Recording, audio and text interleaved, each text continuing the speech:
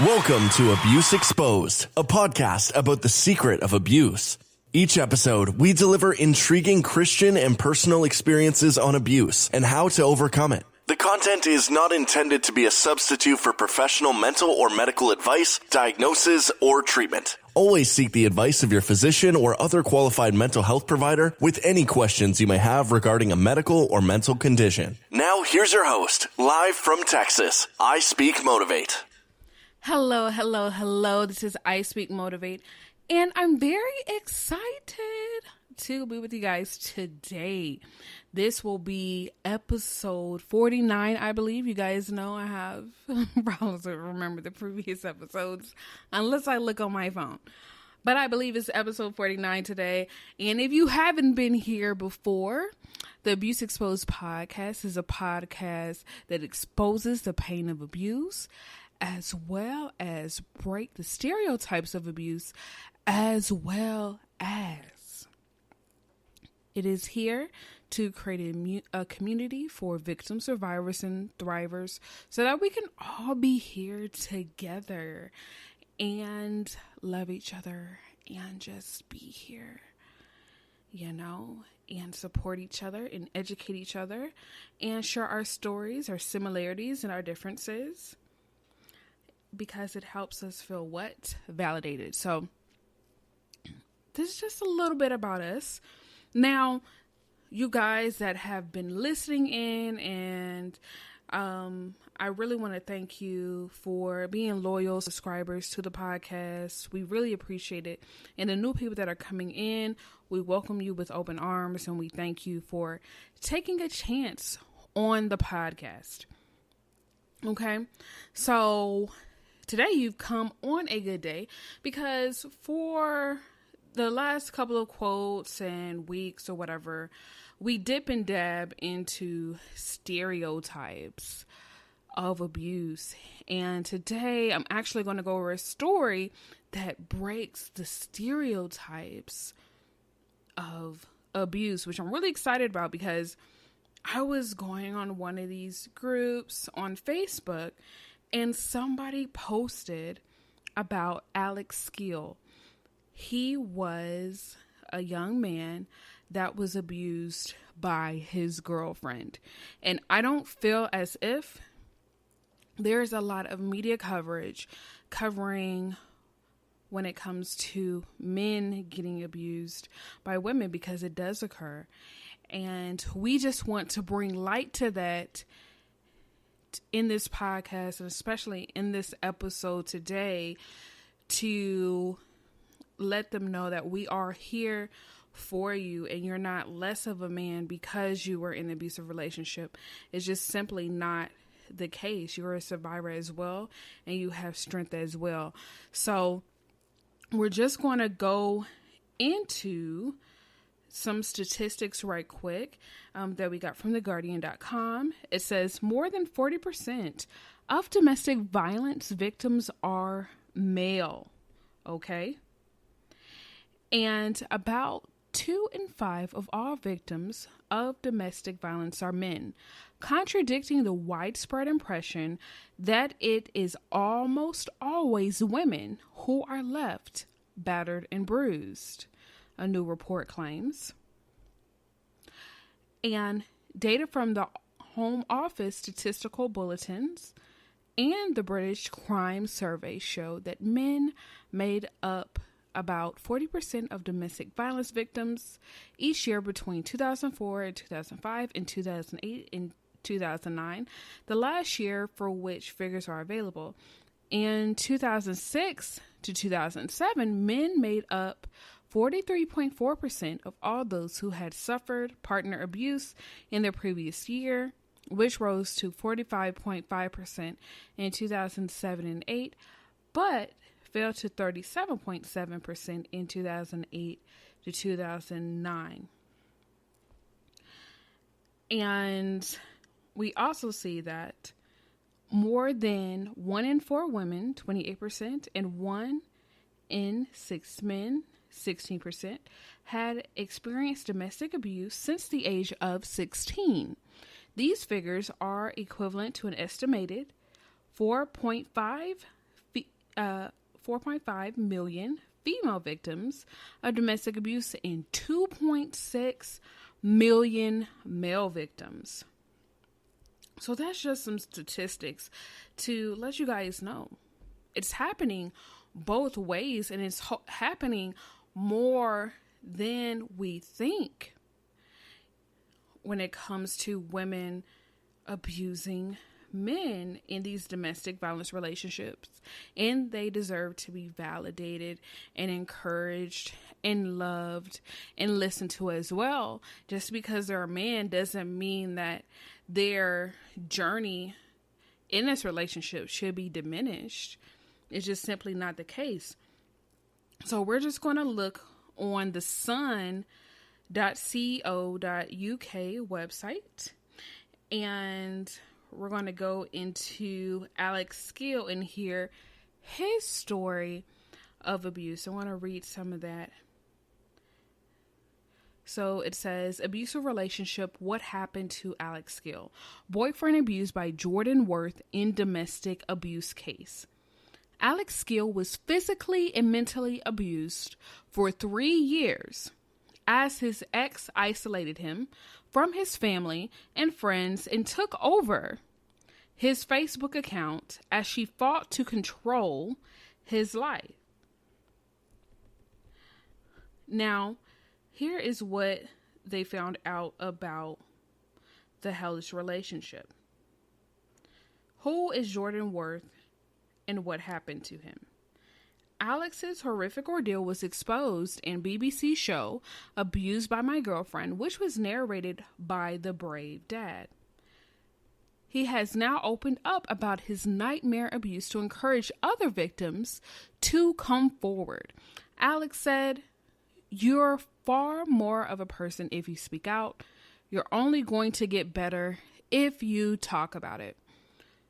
Now, Jordan Worth came from a loving and supportive family and was a high performer at school. She graduated from the University of Hertfordshire with a 2:1 honors degree in fine arts and wanted to become a teacher. Jordan, 22, had been involved in caring and voluntary work for unwanted animals and had raised money for children in Africa. But at their home in the village of Stewartby in Bedfordshire, Petite Worth cruelly controlled every aspect of her partner's, Alex Skeel's, life. Now let me touch on this.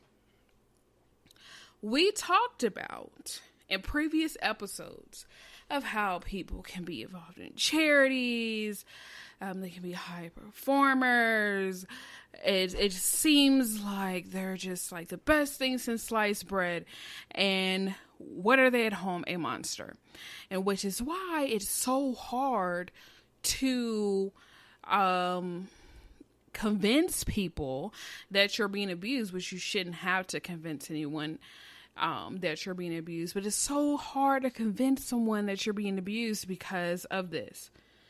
You see that Jordan, she was involved in caring and voluntary work for unwanted animals and had raised money for children in Africa. You're thinking, oh my gosh, she's so selfless. She's so sweet. She's doing this and that. But she's being a monster to her boyfriend and abusing her boyfriend. So that's why when people say, oh, but they're doing this, oh, but they're doing that, that's to cover up for what they're doing at home. They can't be a monster out in public as well as inside the house because they'll be found out quicker. It's all about control. You won't have as much control if you're showing out at home and outside. It just doesn't make sense. Why would you show your hand? But anyway, he was starved and beaten. Worth and her partner had met at college in 2012 when they were both 16 and later moved in together. But from an early stage, she was exercising control over him and deciding what he could wear.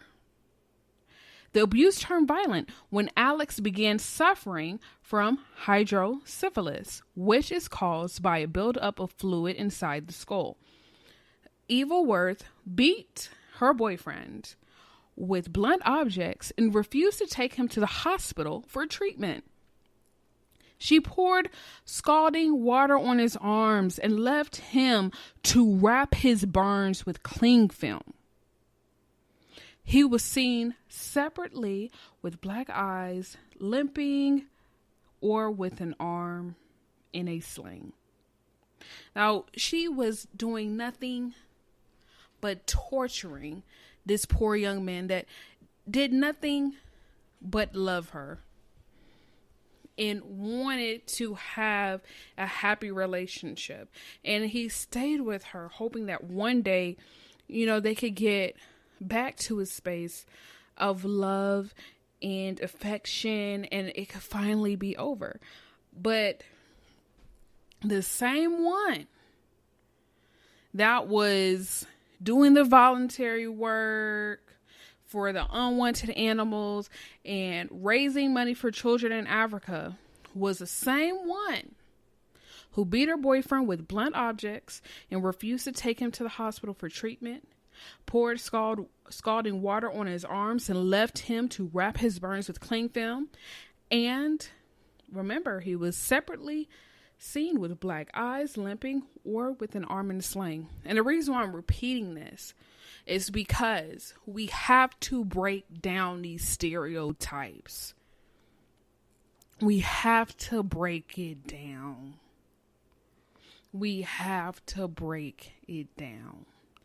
Because the more we walk in this one-dimensional view of who an abuser is, the more it gives powers to abusers to continue their behavior, because they know that people are looking for the prototype monster 3000 when it comes to an abuser. Because that's what the media shows. This crazy looking man on the screen that looks psycho from the beginning, that drinks and come from a low socioeconomic status, and a young lady that was just fearing for her life and he killed her and the children. So that's what's usually shown. And so you don't get to see all the layers of abuse, the similarities, the differences. We don't see that anyone, just like the previous episode, that anyone can be an abuser if they choose to. So that's why there's no blueprint for an abuser except for going by their behaviors. And that's what you should go by, is behaviors, not by demographics, geographics, or anything else. Go by behaviors. And even when you go by behaviors, you also have to study the different forms of abuse, because you may not think you're being abused because you're just looking at physical abuse signs, or you're just looking at sexual abuse signs, but you're not looking at the verbal, you're not looking at psychological, spiritual, financial. So that's why we have to be thoroughly knowledgeable of all the abuse signs, instead of thinking that we'll know that there's going to be this abuse prototype and this neon sign flashing pointing to the person saying abuser. It just doesn't happen. But we're going to get deeper into this because this is exciting to me, because he's a survivor and he is in the United Kingdom, and he's speaking out, and he is showing his strength right now, and it's helping other men, because other men are supposed to be seen as strong, and they're supposed to be able not to be intimidated by a woman, and this, that, and other. And so there's all these social constructs that make men feel as if they have to suffer through it, because if they speak out, then they're considered